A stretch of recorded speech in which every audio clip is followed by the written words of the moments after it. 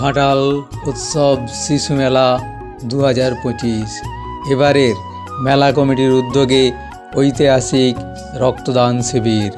আপনারা দেখছেন STSP news Bangla, সবার খবর সবার আগে। সূত্রের খবর, 1000 বোতল রক্ত সংগ্রহের লক্ষ্যে ঘাটাল উৎসব শিশু মেলা প্রাঙ্গণে চলেছে রক্তদান শিবির।